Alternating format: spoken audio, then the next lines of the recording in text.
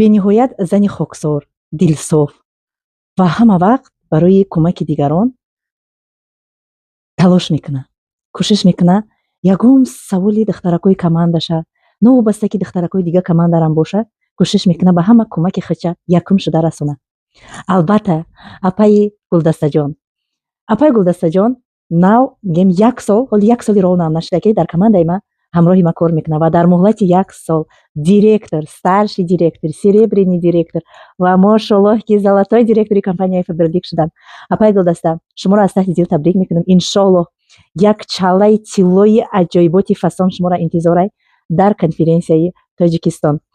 Рӯи саҳна шуморо бо чекҳои нав, бо бонусҳои нав табрик мекунем ва ҳамаи шумо тамошобинони азизро ба командаи апаи Гулдаста ба кор даъват мекунем. Бовар кунем, на блогерай, на хча нишон метиҳад, на ягон кас дидаяша. Кор тариқи телефонай. Фақат ки зане ҳаст ки баҳона намекова.